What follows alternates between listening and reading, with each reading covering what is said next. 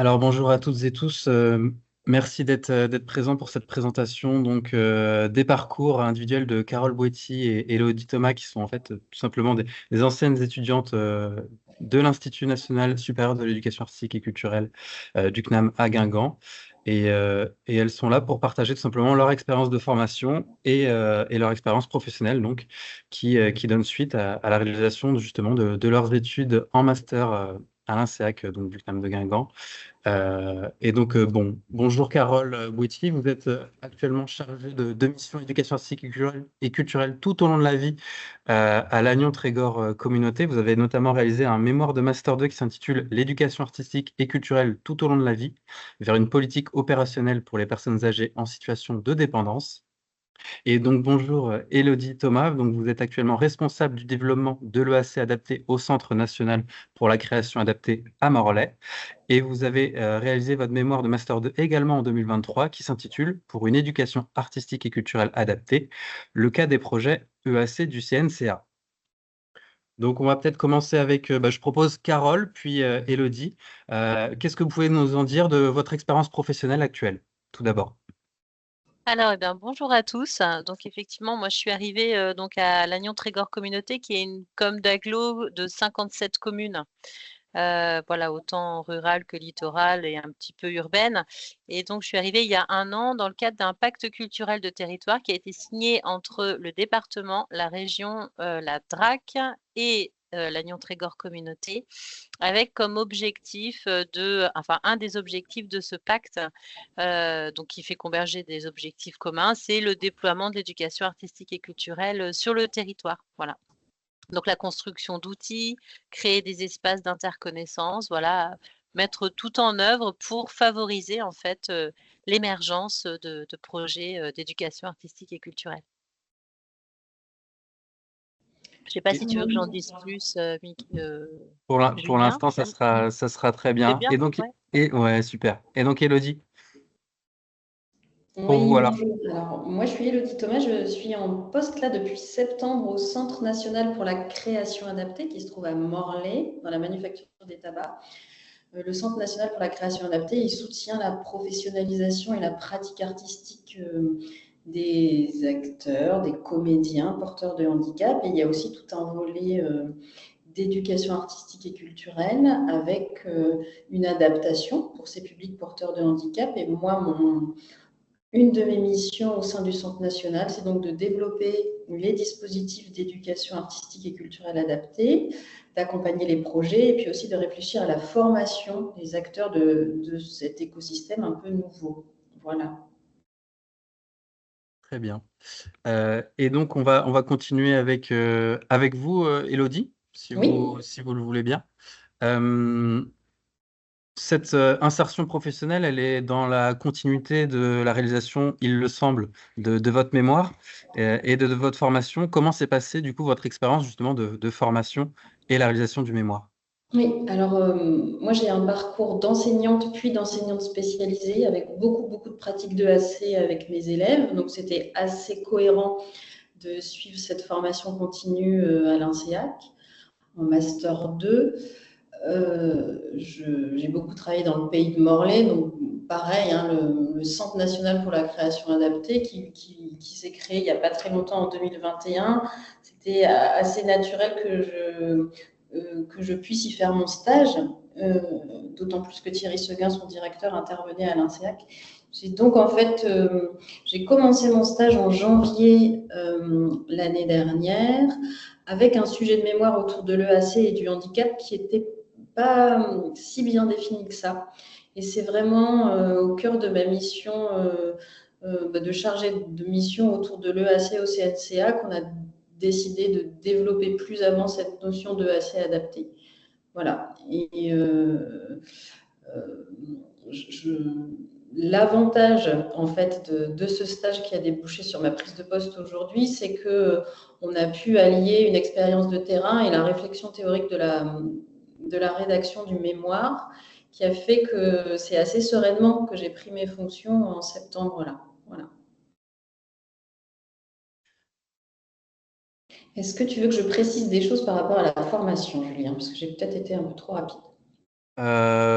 Oui, par exemple, comment s'est passé, quel était ton rapport à l'EAC en tant qu'enseignante avant que tu te tournes vers justement un poste, qui interroge et qui pratique et qui fait développer l'EAC adapté dans un Mhm. centre national?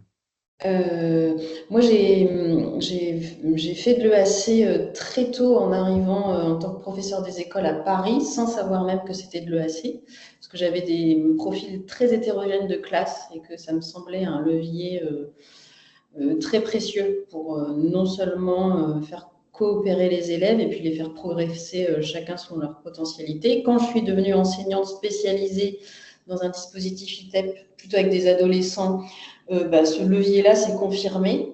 Euh, donc, je suis arrivée avec des pratiques côté enseignante, c'est-à-dire que dans le dispositif et dans l'écosystème de l'EAC, moi, je suis arrivée avec mes compétences d'enseignante. Ce qui a été très vertueux dans ma formation l'année dernière, c'est que j'ai une vision à 360 degrés de l'EAC, donc une vision augmentée de moi, mon expérience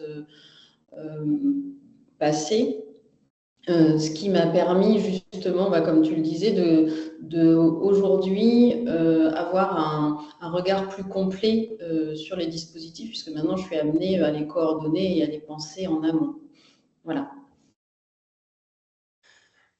Merci Elodie. Carole, qu'est-ce que tu peux nous en dire sur la continuité peut-être qu'il y a eu entre la formation et ton insertion professionnelle et notamment le rôle de ton sujet de mémoire dans la réflexion qui t'a amené à être là où tu es aujourd'hui? Alors moi, j'ai fait mon stage, alors je crois que c'était 6 mois, ouais, de master 2 au département, au service culturel et l'un des objectifs, de ce stage, enfin la commande un petit peu du service culturel du département, c'était de faire le lien, de travailler sur l'éducation artistique et culturelle tout au long de la vie et particulièrement avec, les personnes âgées. Donc de faire le lien entre le service culturel et alors on parle de direction au département et la direction de l'autonomie, donc qui est, avec des professionnels, qui sont en charge de la prévention de la perte d'autonomie auprès des personnes âgées. Donc c'était vraiment, mon sujet, en fait, de mémoire, puisqu'en fait, il fallait, l'éducation artistique et culturelle, c'est une politique qui est croisée entre le ministère de la Culture et le ministère de l'Éducation nationale. On parle de plus en plus de l'EAC tout au long de la vie, donc on a envie que ça se déploie vers, d'autres publics, et notamment, dans le grand âge et moi, je voulais étudier justement comment est-ce que cette politique, elle peut se croiser avec d'autres politiques, donc là, relatives à l'autonomie. Donc ces 6 mois de stage, ça m'a permis déjà de rencontrer, l'équipe, du département, Bonjour. ouais et puis d'être, peut-être identifiée, voilà, par le département. Je l'étais déjà un peu auprès de l'Agnon Trégor Communauté. J'avais fait mon premier stage, de master 1 et ce qui fait qu'en fait, quand il y a eu la création de ce poste, de chargé de mission EAC dans le cadre de ce pacte culturel là, donc dont 2 des signataires, c'est quand même, le département et l'agglo et ben, j'avais déjà été un petit peu, identifiée quoi, par un petit peu mes futurs, employeurs en quelque sorte quoi. Donc c'est vrai que ça a été vraiment dans une continuité assez parfaite. J'ai terminé mon master, enfin j'ai, fait ma soutenance en septembre et je commençais mon poste en octobre. Sur mon territoire en plus, de vie quoi. Donc c'était vraiment, voilà, assez parfait quoi. Et merci Carole, on va continuer sur, habituellement on associe l'EAC au milieu scolaire. Là, toutes les 2, vous êtes un peu en dehors, même si Elodie en plus vient du coup du milieu scolaire.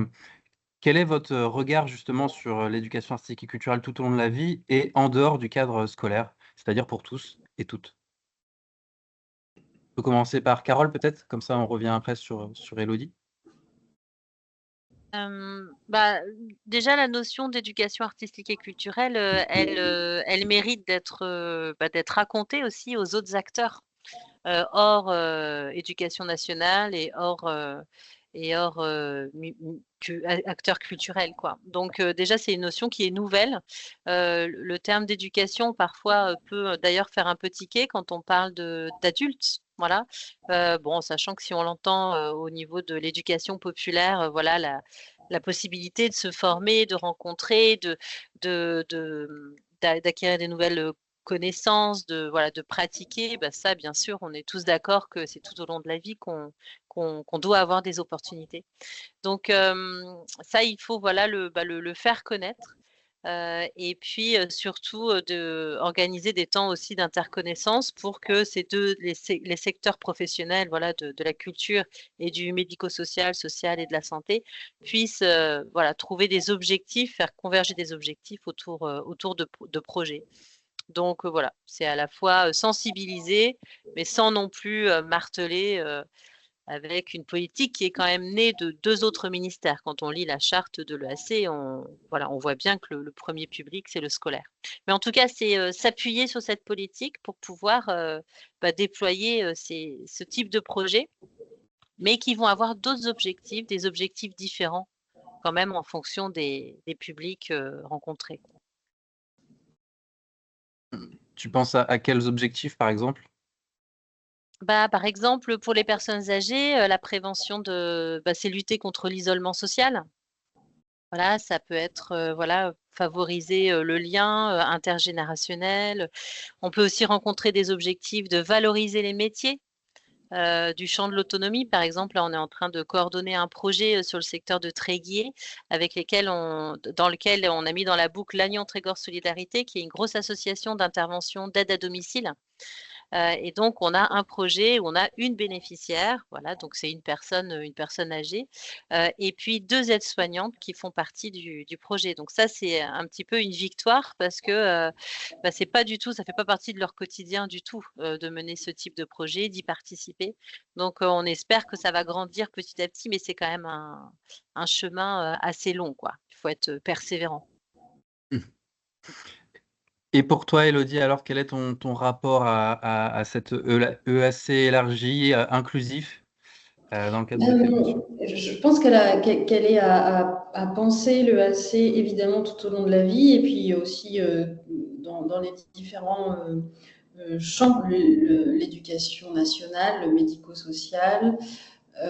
Nous, on travaille l'EAC ici au CNCA plutôt en mixité, c'est-à-dire qu'on a développé des projets d'EAC à destination des dispositifs IME, des dispositifs ITEP, donc le champ du médico-social, avec en tête que c'est important qu'elle ne soit pas uniquement destinée à un public porteur de handicap, mais qu'elle soit l'occasion justement d'être inclusive et d'être croisée avec le milieu ordinaire. Donc il y a ce premier point-là. Avec tout ce que ça implique en termes d'obstacles de financement, parce que ce n'est pas toujours évident, ce n'est pas les mêmes leviers de financement.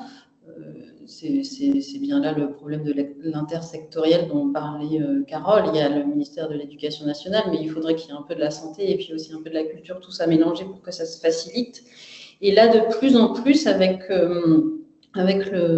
les projets, et puis avec le vieillissement de la population dans le bassin du pays de Morlaix, on a aussi ce focus sur l'intergénérationnel, c'est-à-dire pratiquer en mixité dès le plus jeune âge, mais jusqu'à un âge plus avancé. Donc, j'ai l'impression que si on garde en tête que quand même tout commence dès le plus jeune âge, et dans la professionnalisation artistique pour nous des acteurs en situation de handicap et aussi dans l'éducation du citoyen, dès le plus jeune âge, on peut rajouter en mixité, ça augmente un peu cette histoire de AC. Voilà.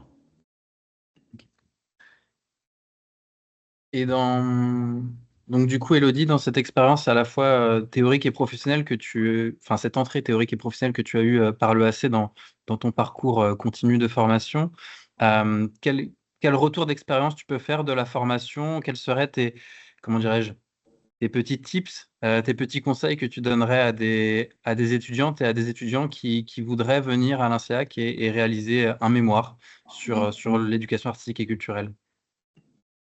Alors, moi, je trouve que cette formation, dans le cadre de la formation continue, elle est extrêmement riche, mais aussi extrêmement dense. Et parfois, ça peut faire peur. Et en fait, je pense qu'il faut surtout voir ça comme un atout, parce que on arrive déjà avec des compétences professionnelles sur lesquelles on peut s'asseoir. Moi, j'ai trouvé que la multiplicité des interventions, parce que du coup, c'est ce que je disais, on a une vision à 360 degrés de l'EAC, le fait qu'on puisse aussi avoir ce parcours du spectateur avec le théâtre de Guingamp, le fait qu'on rencontre plein d'acteurs de l'EAC, il faut voir ça comme quelque chose qui vient nourrir notre parcours professionnel d'avant. Je pense que si on conçoit cette année de formation continue dans la continuité de ce qu'on a fait avant, c'est beaucoup plus simple que de ne venir qu'avec en se disant qu'on va vers une réorientation ou quelque chose qui va modifier notre parcours. Donc ça, c'est mon premier tips, c'est de toujours mettre ça en cohérence avec ce qu'on a fait avant et que ce soit vraiment un levier pour mettre à jour toutes nos compétences de notre parcours professionnel d'avant, première chose. Et puis la deuxième chose, c'est que il faut voir ça comme une opportunité aussi d'épanouissement personnel et que il faut prendre tout ce qu'il y a à prendre. Voilà. Un semestre, ça va vite.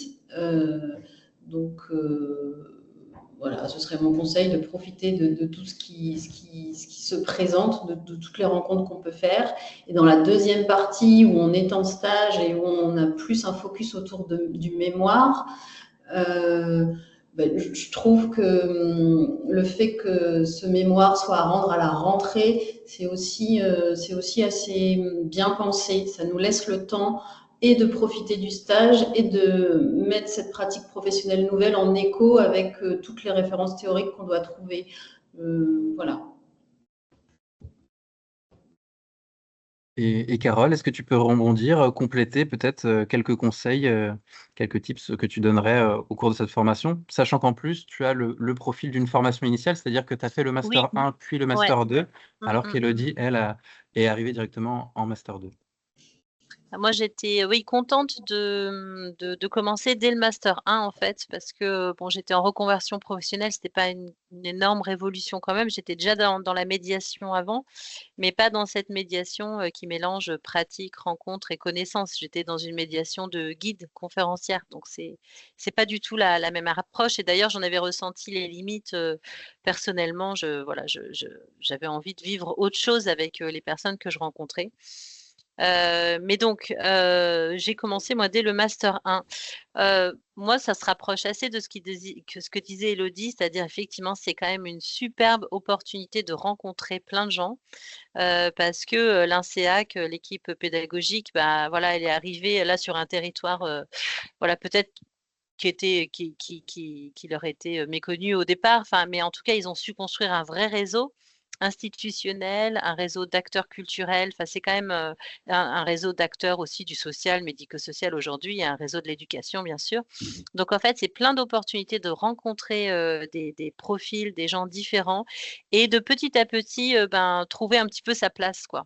Alors le sujet du mémoire, c'est vrai qu'il doit, je pense être enfin moi je l'avais pensé en tout cas comme, bah, j'avais pensé par rapport à mon avenir professionnel aussi, quoi. C'est-à-dire, moi je trouve, enfin avoir un sujet quand même qui va servir l'étudiant, quoi. C'est-à-dire que ce sujet, ce mémoire, quand on écrit un mémoire, on va, faire des entretiens auprès de plein de personnes et moi, à chaque fois que je rencontrais, que je faisais un entretien, j'avais, mais c'est peut-être dû à mon âge ça, mais j'avais un petit peu l'enjeu aussi de rencontrer, bah, des futurs, collègues professionnels, en fait. Donc c'est intéressant enfin, je trouve que c'est un peu pratico-pratique, mais de choisir son sujet, en fonction de là où on veut orienter son parcours, quoi, en étant à l'écoute, de ce qu'on aime et ce qui nous anime.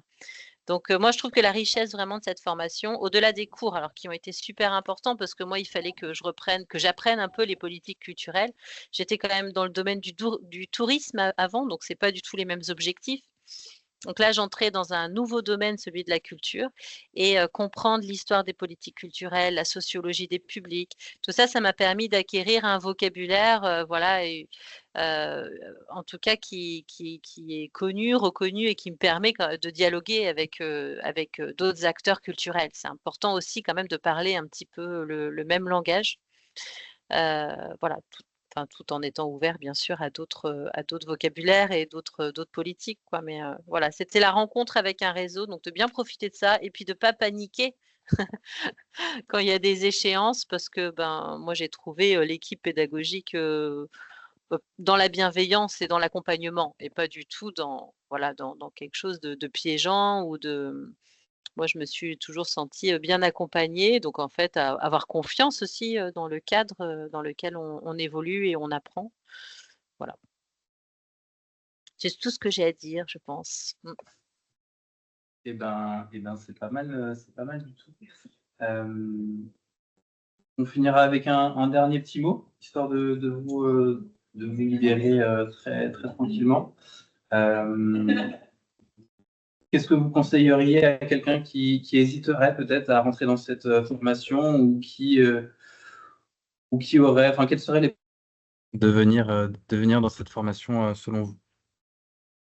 On peut commencer par Élodie? Alors, moi j'ai hésité. Du coup, je peux dire aujourd'hui ce qui, avec le recul, je n'hésiterai plus. Il y a la dimension de nourrissage intellectuel qui fait du bien. Alors encore une fois, quand on est dans une carrière professionnelle déjà installée, euh, prendre une année pour se remettre à réfléchir, à réaborder de nouveaux concepts et à se nourrir intellectuellement, c'est toujours hyper enrichissant. Même si c'est juste une année comme ça et qu'on n'a pas forcément envie de se réorienter. Donc, c'est la première chose.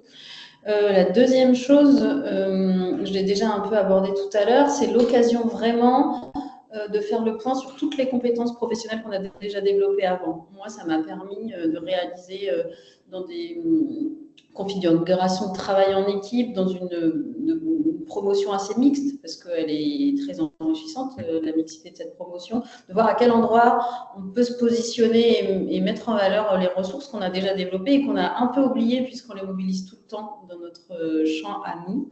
Et puis, je vais terminer aussi par l'aspect aventure humaine. Je fais des rencontres à l'INSEAC fondatrice, je pense, que je vais garder pendant longtemps sur le plan à la fois personnel et sur le plan professionnel. Et ça, mine de rien, c'est extrêmement précieux. Voilà. Merci beaucoup pour ce retour. C'est vrai qu'on n'a pas parlé de la diversité des profils au sein de la formation, justement. Est-ce que, Carole, tu peux nous en dire un peu plus, justement, sur les profils qui étaient autour de toi dans cette formation et qui ont réalisé le même parcours que toi ou le parcours de formation continue? Alors, ouais, c'est vrai que c'était hyper enrichissant, bah, rien que enfin bon, moi j'ai 40 ans donc là j'ai rencontré aussi, toute une génération, qui a une manière de penser assez différente donc ça c'était hyper riche. Bon ça nécessite aussi une certaine, souplesse, hein et puis une adaptabilité et puis, bah, en tout cas pour des personnes peut-être de mon âge, un petit peu il faut se mettre dans une posture d'étudiant quoi. C'est-à-dire il faut, voilà, comment dire? Quand on a été professionnel, il faut revenir à une posture, d'apprentissage, quoi. Moi, c'est ce que j'ai adoré, en fait. C'est, heu, c'est me replonger dans des études, dans la recherche. C'était Élodie comme Élodie disait, c'était, me nourrir aussi intellectuellement et moi, j'avais besoin de reprendre confiance aussi en une capacité de d'écrire un mémoire, de faire une recherche, de structurer une pensée. C'est même quelque chose en fait, bah, qui manque assez rapidement quand on retourne dans la vie professionnelle. C'est que cette prise de recul et cette distance et voilà, on la perd assez vite parce qu'on va être rapidement dans le monde pro, dans le faire quoi et plus forcément dans cette réflexion, profonde. Donc bon, pour des personnes qui hésitent, bah, je ne sais pas trop pourquoi elles hésitent, donc c'est difficile de répondre, mais en tout cas, moi ces 2 années-là, même si elles n'avaient pas mené à un emploi, moi que je qualifierais, qui me va très, très bien aujourd'hui, ces 2 années d'enrichissement effectivement personnel et intellectuel, quoi. Voilà et puis, bah, en tout cas, je regrette pas du tout d'avoir fait cette formation, c'est sûr. C'était, hyper intéressant, sur plein de plans, ouais. Et puis Eh il y a peut-être bien, aussi, l'effet, du bâtiment que le cadre est quand même super chouette, ça joue ça, hein, ouais. Ça joue beaucoup d'arriver dans ce cadre, avec Windseegal juste à côté, enfin, avec le Champ Roi. Enfin, il y a quand même tout un environnement qui est hyper agréable, quoi. Eh ben, on conclura sur ces quelques mots. Merci Carole Boetti, merci Elodie Thomas d'avoir participé à cette visioconférence et j'espère qu'elle aidera les étudiants à prendre leurs décisions, en tout cas à avoir les informations qui pourraient leur manquer dans le cadre de leur inscription en Master 2 ou en Master 1. Voilà, je vous remercie et je vous souhaite une très Merci. bonne journée. À bientôt. Au À revoir. Ouais. bientôt. Au revoir. Au revoir.